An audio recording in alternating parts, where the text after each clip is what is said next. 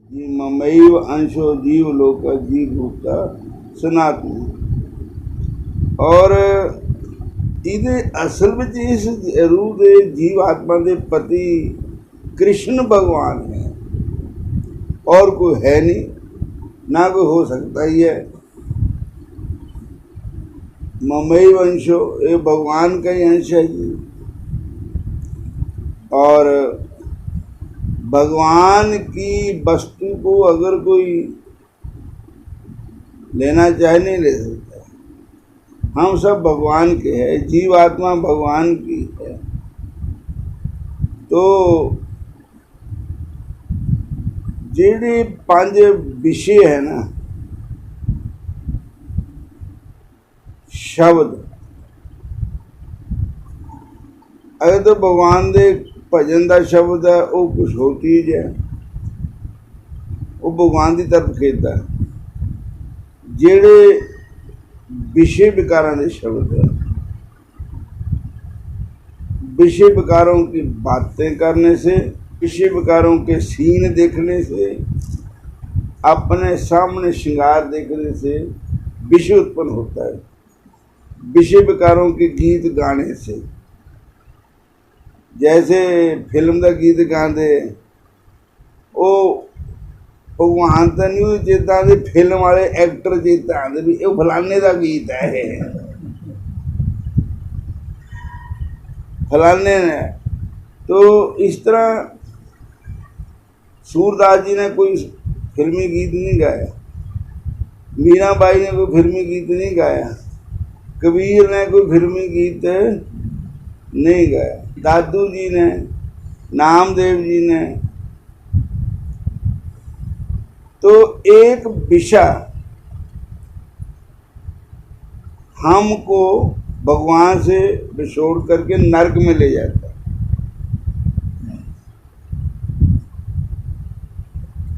जैसे हे कामं नरक विश्रामं अनक जोनी ब्रह्मण, गुरु ग्रंथ साहब की लिखा। विषय विकार जेडे है, विषय की बातें सुनकर विषय विकार पैदा होता है, तो उसको प्राप्त करने की इच्छा होती है, मिलता नहीं तो फिर क्रोध आता है, क्रोध से जीव का पतन होता है। एक हथनी को टोआ खट के पूरे पर छत पा के एक नकली हथनी को खड़ा कर दिया जाता। हाथी आता है और उसमें गिर जाता है टोए में। गज गज हेत पर खाए खाए अंकस को, सदा के लिए कैद हो जाता है। सांप जो होता है सदा के लिए उसके पटारी में बंद हो जाता है, उसको भी सुनने का ही विषय है, चाहे वो आंखों से सुने चाहे वो मुंह से सुने। बीन बजाता है, किसी भी सप होवे वो ऐसी तान छेड़ता है, बंगाली सपेरा जो है वो सप दुड़ जो निकल के बाहर आ जाता है, और सदा के वास्ते हो बंद हो जाता है। दीप में पतंग पर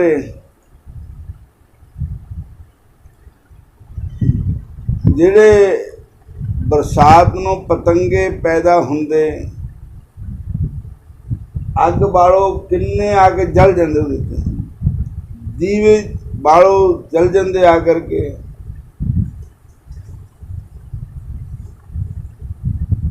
और इसी प्रकार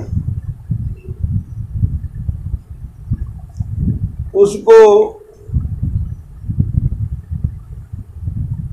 पतंगा जो होता है उसको स्पर्श का विषय है, हाथी को भी स्पर्श करने का विषय है, और वो अग्नि के रूप पर आसक्त होता है, उसमें जल मरता है पतंगा। और हिरण भी इसी लाइन में आ जाता, उसको भी सुनने का विषय है। कि कहते हैं कि ऐसा कोई राग होता है और हिरण बाहें इकट्ठे हो जाती है सुनने के लिए, सदा के लिए वो मौत के मुंह में चले जाते हैं। और शब्द, स्पर्श, रूप, रस, गंध 5 विषय है।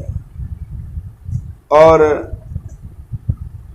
भंवरे नूं सुगंध लैण दा विषय है, सदा वास्ते फुल विच कैद हो मर जांदा। और इसी प्रकार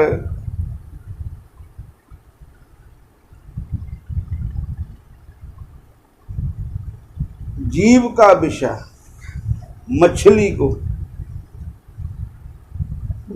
मच्छी फड़ने वाले क्या करते, उसके जो कुंडी लाते हो उहदे विच चाहे मांस का टुकड़ा ला डाल दें, चाहे उसमें कुछ ला लें, वो उसको खाने के लिए आते, सदा कंडो बाजन दी मच्छी फड़ हो जाती, मर जाती सदा वास्ते। 5 दोख असाध जिसमें ताकि केतक आस, एक विषय, ये सारे एक एक विषय ने मार देते। तो आदमी भी तो पंजे ही है, जी विच पंजे विषय है, भला वो कितना जी सकता है। बोलो हरे कृष्ण। इतना ही रुक्मणी रूपी आत्मा को ये 5 विषय जेड़े है, यही शिशुपाल है, काम, क्रोध, मोह, लोभ, अहंकार भी नहीं गिनती जागे, यही ये अपने बल नूं खिंचते हैं। शब्द का विषय अपनी तरफ खिंच रहा है, भगवान की तरफ से मोड़ रहा है। अगर इन्हां 5 नूं भगवान की तरफ ला दो तो असहायता भी करते हैं। बोलो हरे कृष्णा हरे कृष्णा। और 5 दोख असाध जामे ताकि केतकास,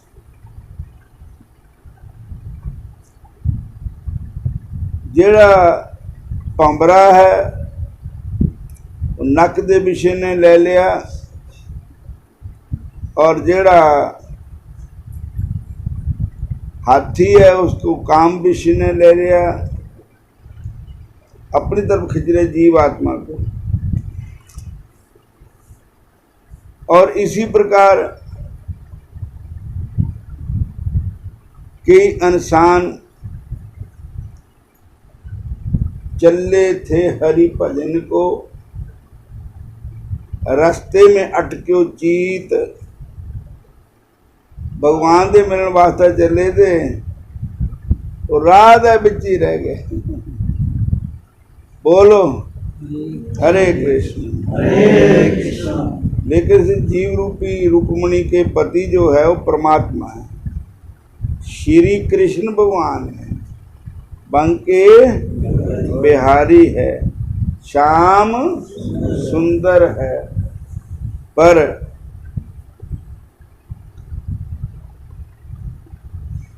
ये पंजे ही अपनी तरफ खिंच रहे हैं सानू। फिर गुरु महाराज मिलते हैं, जिस तरह माधो सिंह मैदानी डाकू नो संत मोहनदास जी ने वो सुन रहा सी छुप के, डाकू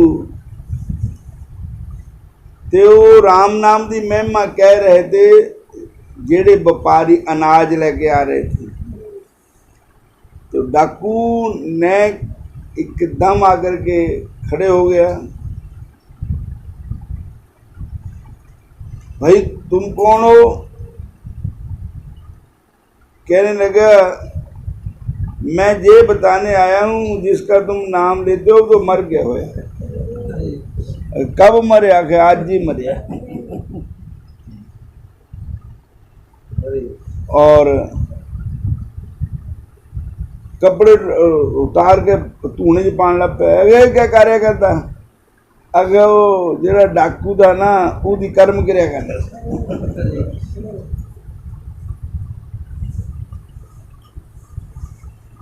गुरु मिल गए, किड्डी बड़ी उन्होंने आदत थी, वो सब छुट गई। सदा वास्ते वो संतां दा भगत हो गया, नामदान ले लिया मोहनदास जी ते उन्होंने।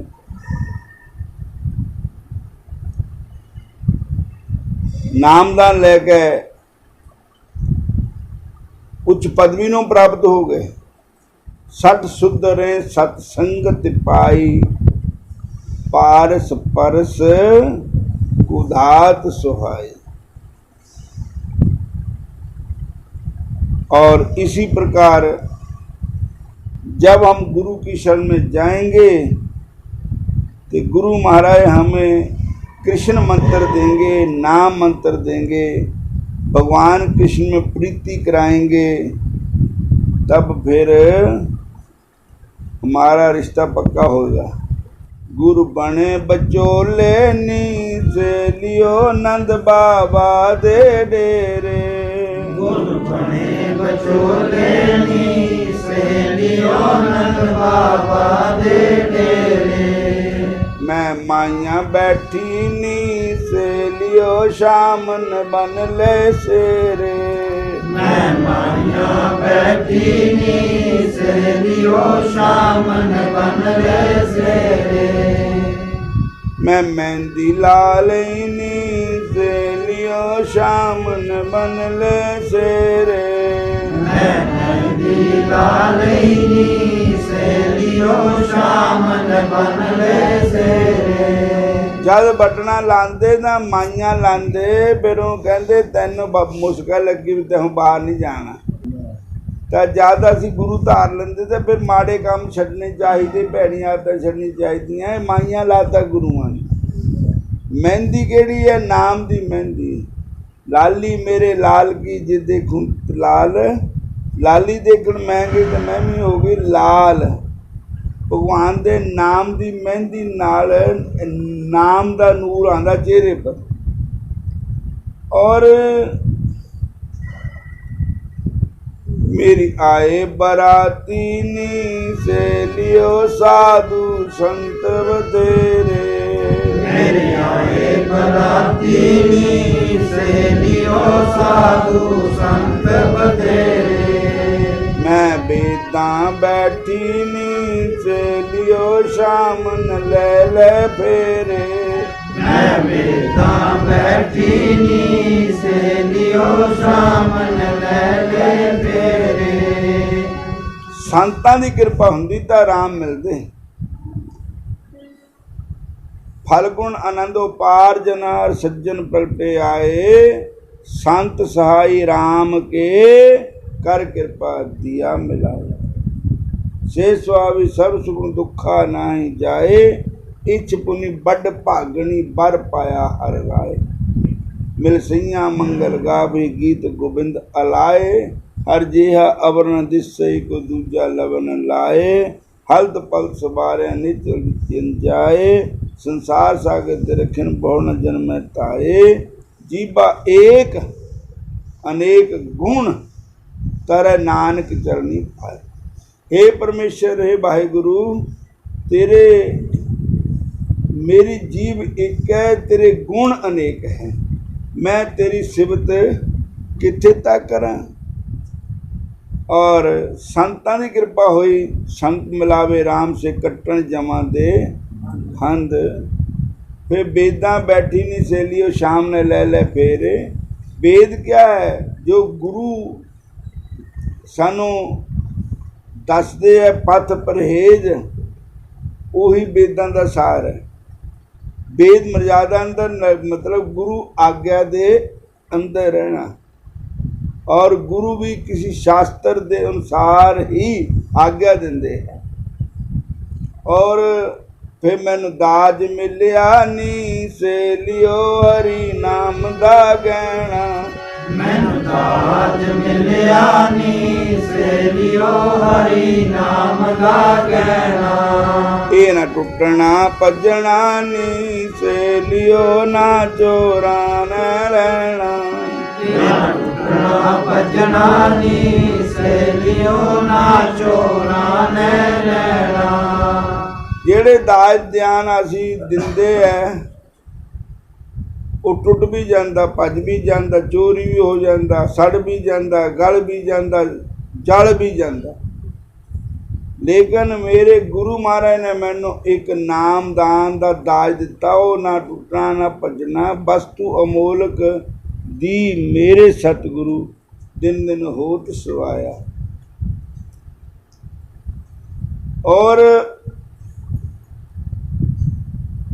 दाज मिलिया हरि दा नाम और मेरी डोली पहुंची नी से लियो नंद बाबा दे डेरे मेरी डोली पहुंची नी से लियो नंद बाबा दे डेरे मैनू देओ बधाइयां नी से लियो तन तन सतगुर मेरे मैनू देओ बधाइयां नी से लियो तन तन सतगुर मेरे बोलो हरे कृष्णा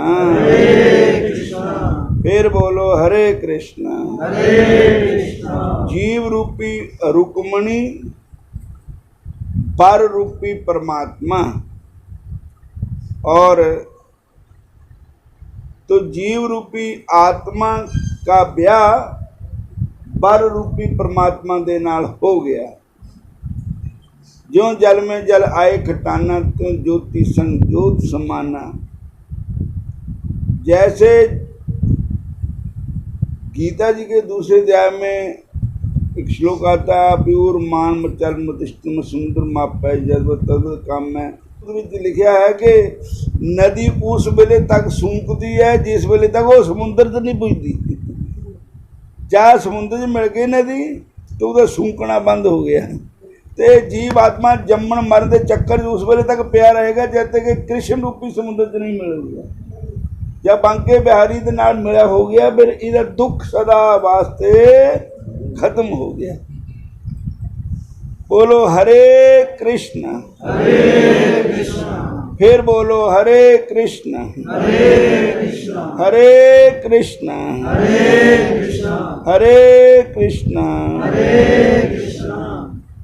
भज मन दीन दयाल नटवर गोविंदा भज मन दीन दयाल नटवर गोविंदा भज मन दीन दयाल नटवर गोविंदा भज मन दीन दयाल नटवरि गोविंदा भज मन दीन दयाल नटवर गोविंदा कोई कह नटवर कोई कह नागर कोई कह नटवर कोई कह नागर कोई कह नटवर कोई कह नागर कोई कह नटवर कोई कह नागर भज मन दीन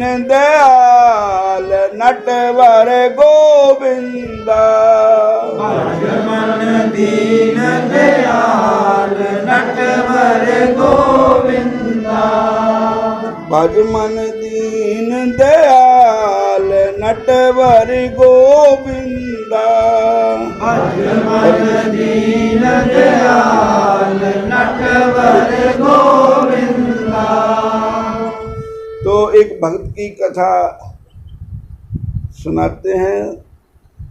भक्त का नाम है श्री स्वामी सरस माधुरी जी शरण जी महाराज। जो सरस माधुरी जी थे उनको एक बार बुखार हो गया ते बुखार उतरने का नौ ही ना लवे। बथेरे डॉक्टर बड़े बड़े फेल हो गए, क्या बुखार।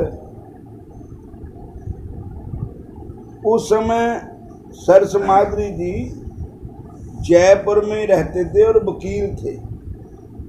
बोलो हरे कृष्ण। हरे कृष्णा। इतने दिनों से उनके दुखी हो गए तो एक दिन भगवान ने कहा कि क्यों भटक रहे आला दुआला, मेरा चनाम तो लो, बुखार सवेर नूं तो जान। ਅਸੀਂ घर दे डॉक्टर छड्ड के आले दुआले डॉक्टरां नूं डरदे, सब तो बड़ा डॉक्टर साडे कोल ही बैठे है, वो है बंके बिहारी जी दी कृपा नाल सब दुख दलिद्र दूर हो जाते और उन्हां दी छत्र छाया विच सब ठीक हो जाते। बोलो हरे कृष्ण। हरे कृष्णा। सरस माधुरी जी ने उन्हां दी लैन थी भगती दी, वकील थे उदा, पर गृहस्थ आश्रम भोगण दी उन्हां दी रुचि नहीं थी भी मैं गृहस्थी बनूं। बोलो हरे कृष्ण। हरे कृष्णा। पहले उनका विवाह हो गया था, पर वो उनकी घरवाली गुजर गई थी। बोलो हरे कृष्ण। हरे कृष्णा। अब जिद्दां दा बंदा काम करदा, उदां दे बंदियां दा उहदे नाल संग हुंदा। ਜਿਹੜੇ शराबी आ उन्हां नाल शराबियां दी संगत हुंदी, उन्हां नूं जोहारियां नाल जोहारी जुड़दे, शराबियां नाल शराबी जुड़दे। जिद्दां दा कोई अमल पत्ता खांदा उदां दा ही बंदा, जिद्दां दे कोई काम करदा, ड्राइवर नाल ड्राइवर हो जांदे, हलवाइयां नाल हलवाइयां दी संगत हो जांदी, संतां दी संगतां नाल संतां दी संगत मिलती, जेड़े वो प्यारे हुंदे। और सरस माधुरी जी के पास संत बहुत आते थे और प्रसाद की बहुत मुश्किल होती थी। घर में अकेले थे,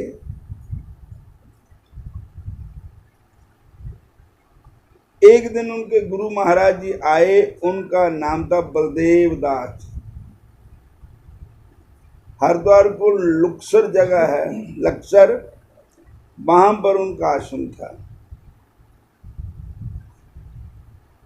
तो बलदेव दास जी ने कहा, बेटा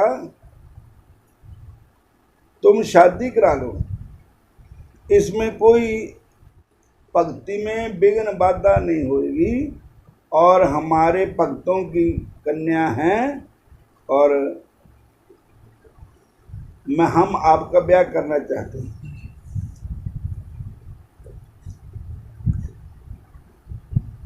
लेकिन गुरु महाराज ने आज्ञा दी, लेकिन अंदर ते मन नहीं चाहता है कि सिर्फ सलाम छड़ के करंगी लगा हंस। जिस तरह गुरु ग्रंथ साहब की बाणी लिखिया कि ये शरीर साडा करंग है, ये जीव आत्मा तो है मोती खाने वाला हंस, पर एक करंगा नूं खा रहा है। हड्ड मास नाड़ियां दा पिंजरा जिसका ये अपमान करता। पर गुरु आज्ञा भी थी, गुरु महाराज ने देखा भी ये नहीं मान रहे, तो उन्हें एक ऐसा लीला की, ये आए बाहर ते घर बैठे भी साधु संत महात्मा, लंगर आटा भी है नहीं, दाल चौल भी है नहीं। ते गुरु महाराज आप चक्की पी रहे, बलदेव दास जी महाराज गुरु चक्की पी रहे। गर्मियां दा मौसम, मुड़का बहुत, पसीना चो चो पै रहा। ते पिछे क्या देखिया कि कृष्ण भगवान इन्हां दे गुरुआं नूं पक्खा झोल रहे हैं।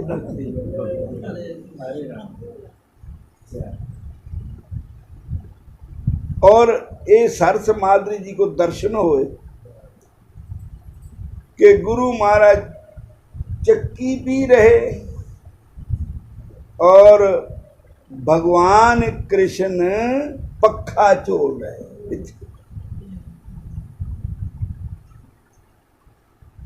फिर एकदम देख के सीन देख के ना रोन लग पे कि मेरे कारण मेरे गुरु महाराज नू इन्ना कष्ट करना पै गया कि आप ही चक्की पीनी पै गई। बोलो हरे कृष्ण। और मेरे गुरु महाराज को जो पसीना आ रहा, इतना कष्ट हो रहा, उसको वो पक्खा भगवान नू झोलना पै गया। भगवान भी सेवा च लग गए, गुरु महाराज संत सेवा च लग गए और भगवान गुरु की सेवा में लग गए। तो अब मेरे को इससे पर और क्या बता रहे हैं कि अगर तुम शादी नहीं कराओगे तो असी आप ही पी अपना चक्की है। बोलो हरे कृष्ण। और ऐसा सीन देखा कि संतां दे कारज आप खलोया, काम करामण आया राम। संतां दे कारज आप खलोया, काम करामण आया राम। करत सोहाबी ताल सुहाबा, बिच अमृत जल छाया राम।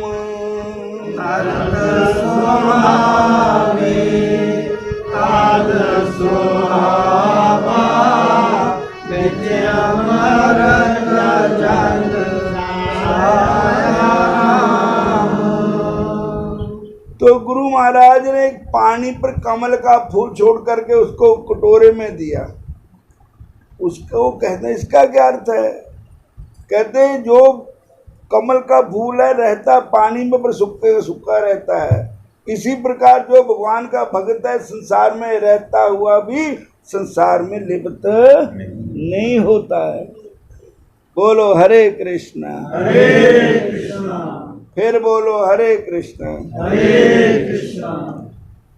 तब उन्होंने गुरु आज्ञा पाकर के गुरु महाराज ने जहाँ उनका रिश्ता कराया, फिर शादी हुई और फिर संतों की सेवा में दिक्कत नहीं आनी। गुरु महाराज भी आते रहे। 5 साल के बाद उनकी पत्नी गुजर गई, जो ठाकुर जी को मंजूर था। और दोनों बेटे थे, एक बेटे की डेथ हो गई। जब 12 साल की उम्र हुई बेटे की तो बेटा गुजर गया और वो बेटे के शरीर का संस्कार करने शमशान में गए। संस्कार करके आए तो घर में बैठे थे, इतने में कोई कृष्ण भक्त आ गए, भगवान के भक्त आए। उनको पता नहीं था कि इनका बेटा गुजर गया। वो कहने लगे कि सरस माधुरी जी कोई कृष्ण कथा करिए। कृष्ण कथा मैंने भगवान कृष्ण के नाम की कविता बनाई है, ये आप कहो तो सुनाऊं? कहने लगे भगवान के नाम को कौन ना देता है, आप सुनाओ। इतने प्रेम से उस भगत ने भगवान कृष्ण की वो कविता सुनाई ते सरस माधुरी जी बड़े खुश हुए ठाकुर जी की वार्ता सुन करके। उसके बाद वो भगत अभी थे इतने में कोई मुंडे का मरना सुन के कोई रिश्तेदार ਜਾਂ ਉਹਨਾਂ ਦੇ ਕੋਈ ਮਿੱਤਰ ਦੋਸਤ ਅਫਸੋਸ ਕਰਨ ਆ ਗਏ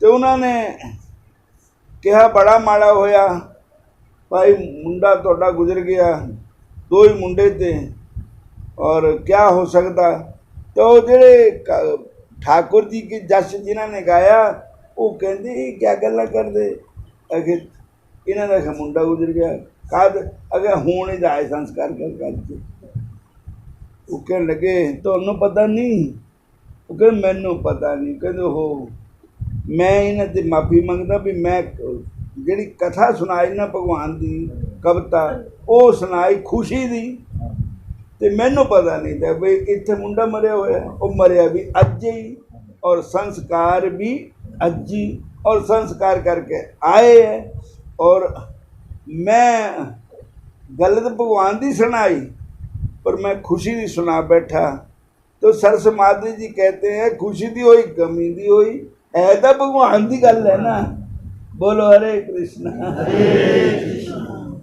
और ये भी मुंडा साडा थोड़ी था हो कहते हैं जिस माली ने वो बगीचा लाया था फल लगा वो अपना फल ले गया मेरा मुझ में कुछ नहीं जो कुछ है सो तेरा तेरा ही तुझको सौंपते क्या लागे मेरा ये जो चीज़ है जिसकी बस्त तिस आगे रख है प्रभु की आज्ञा माने मत है ये शरीर ये सारा भगवान ने तो दिता होया भगवान की चीज़ है भगवान की चीज़ दी और जब लैन आया तो वो मोरे रखते हमारे तेरी चीज़ है ते ही प्रभु की आज्ञा माने मत है वो फिर भगवान खुश हो जाते और जे असी किसी आधारी चीज़ ले लीए फिर उन्होंने जिले लैन आवे हो तो उन्होंने गाला कढ़िए मार पईए तो फिर गल ज़्यादा बदली ना इस करके ये चीज़ां शरीर साडा नहीं ये घर साडा नहीं धीआं पुत्र साडे नहीं कोई चीज़ साडी नहीं तुहाडे शरीर के अंग तुहाडे नहीं अखां तुहाडे जवाब दे नहीं तुसीं क्या करोगे कान सुनने से हट जाते क्या करोगे लत्तां तुरने से हट जानी क्या करोगे तुहाडा शरीर ही तुहाडा अपना है नहीं है ਉਹੀ नहीं कहना मनता ते धीआं पुत ये भी भगवान ने दिते वे तुसीं कहंदे मेरे है इन्हां पर तुहाडा कोई जो नहीं है ये भगवान की चीज़ है भगवान का ही कंट्रोल है इहदे उपर ये समझो भी सानू तां एक सेवा दी भगवान ने अमानत दी भी साढ़े पास जिल्लै उन्हें अमानत लैन आना तो खुशी खुशी उन्हें सौंप दो बोलो कृष्ण भगवान की आओ हुण अज दी काशी की कथा सुन लो अज काशी है मोहनी काशी बोलो हरे कृष्णा भूयो भूयो दृढ़ बाणी श्रूयतां जनः न भोक्तव्यम न भोक्तव्यम न भोक्तव्यम हरेर दिन शास्त्र अनुसार शास्त्र समूह कह रहे हैं कि बार बार कह रहे हैं अरे मानव शास्त्रों की बात सुनो मेरी बात सुनो शास्त्र कह रहे कि अगर अपना कल्याण चाहते हैं तो एकादशी के दिन अन्न मत खाओ आकाश के दिन भोजन मत करना महाराज युधिष्ठिर ने श्री कृष्ण भगवान से कहा हे जनार्दन वैशाख महीने की शुक्ल पक्ष की एकादशी का नाम एवं महात्म्य विस्तार से वर्णन कीजिए भगवान बोले तारम पुत्र प्राचीन काल में त्रेता युग में गुरु वशिष्ठ ऋषि ने अयोध्यापति भगवान श्री रामचंद्र जी को जो कुछ कहा था उसे तुम ध्यान दे करके सुनो। श्री रामचंद्र जी ने गुरु वशिष्ठ मुनि से कहा कि हे ऋषिवर, मैं जनक नंदिनी सीता के विरह में बहुत दुख पा रहा हूँ। आप कृपा करके मुझे ऐसे किसी व्रत के बारे में कथा सुनाइए जिसके पालन करने से मेरे ही नहीं अपितु समस्त प्राणियों के पापों का दुख एवं समाप्त हो जाएं। श्री रामचंद्र जी की प्रार्थना सुनकर गुरु वशिष्ठ जी ने कहा कि हे राम, आपकी बुद्धि अति शुद्ध एवं श्रद्धा युक्त है। आपने अति उत्तम प्रश्न किया है। आपका पावन एवं मंगलमय नाम ग्रहण करने पर, आपका स्मरण करने पर मानव संसार बंधन से मुक्त हो जाता है, समस्त प्रकार के मंगल एवं कल्याण को प्राप्त करते हैं। फिर भी आपकी मनपसंद रुचिकर तथा जगत हित के लिए आपको एक उत्तम व्रत की कथा सुनाता हूँ। हे राम जी, वैशाख महीना शुक्ल पक्ष मोहन एकादशी समस्त व्रतों में श्रेष्ठ है। इस व्रत के पालन करने से मानव के समस्त प्रकार के पाप, समस्त दुख एवं समस्त प्रकार का मोह जाल समाप्त हो जाता है। मैं आपको इसकी पुण्यदायिनी कथा आपको सुनाता हूँ। पवित्र सरस्वती नदी के किनारे पर भद्रावती नाम का एक नगर था। वहाँ द्युतिमान नाम का एक राजा था। वह बड़ा ही धैर्यवान, सत्य प्रतिज्ञा, चंद्रवंशी राजा था।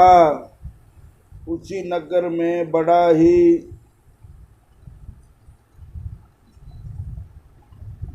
धर्मात्मा विष्णु भगत एक वैश्य रहता था, जिसका नाम था तानपाल। इस तानपाल वैश्य ने जन सेवा के हित के लिए जल का प्याऊ, कुआं, सरोवर, फूलों का बगीचा, फूलों के बाग, सुंदर एवं चौड़े रास्ते, चिकित्सालय, निःशुल्क विद्यालय,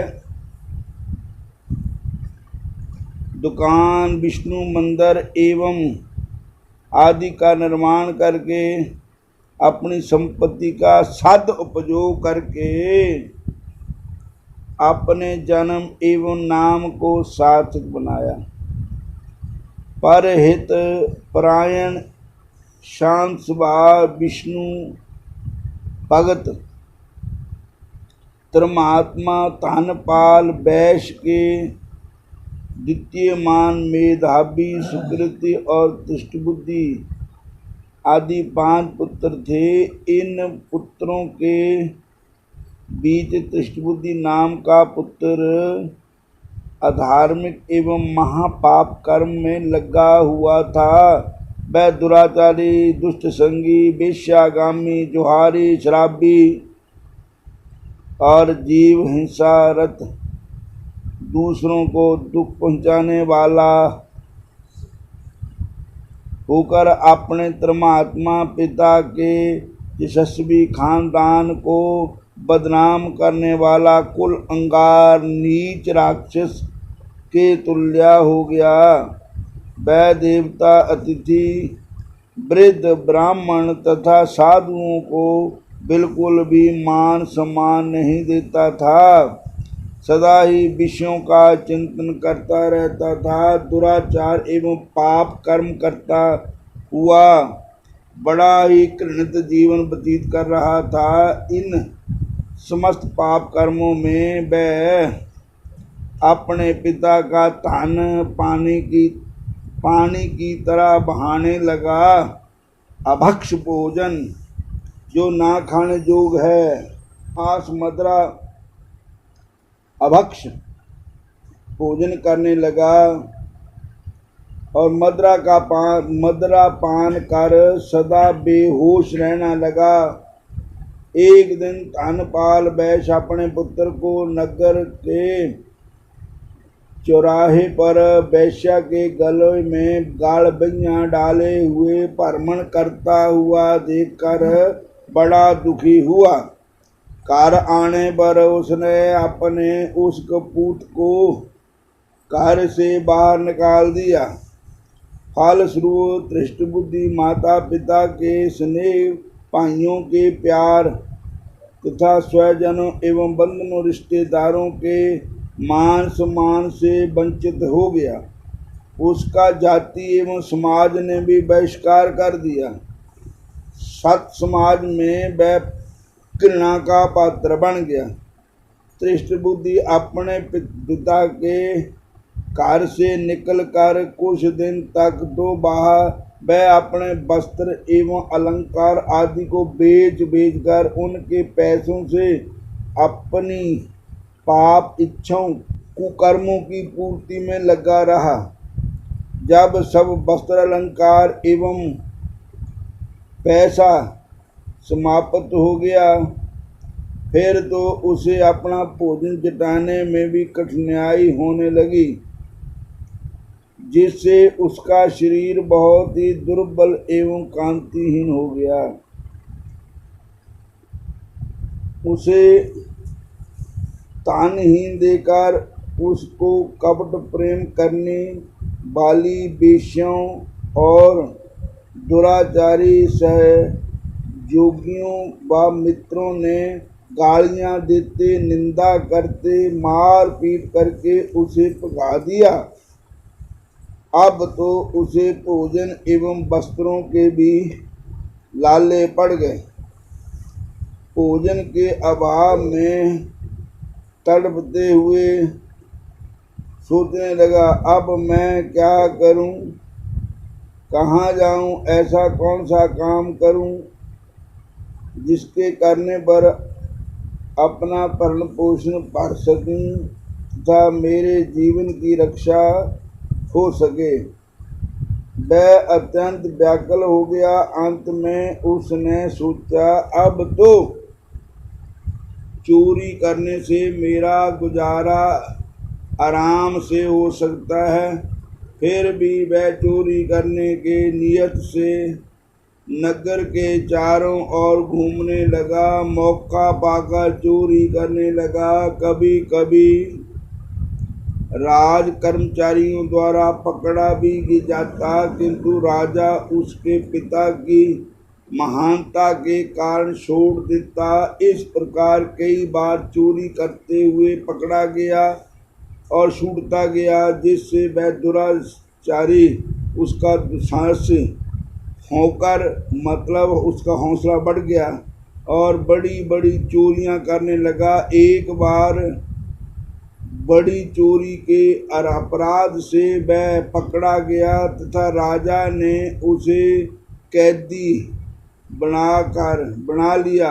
राजा ने उसे कहा, अरे पापी, अरे मूर्ख, तुम अब हमारे राज्य की सीमा के अंदर नहीं रह सकेगा। मैं तुझे अभी अपनी राज्य सीमा से बाहर कर देश निकाला का दंड देता हूँ। यदि तुम पुनः हमारे राज्य में दिखाई दिया तो तुझे मृत्यु दंड दिया जाएगा। तब दृष्ट बुद्धि मृत्यु दंड के पैसे देश छोड़कर दूर संगण वन में चला गया। वहां भूख प्यास से व्याकुल होकर सोचने लगा कि स्वयं को जीवित कैसे रखूं। अंत में उसने जंगल के पशु पक्षियों को मार मार कर उनका कच्चा मांस खाकर अपने उदर की पूर्ति करने का निश्चय किया।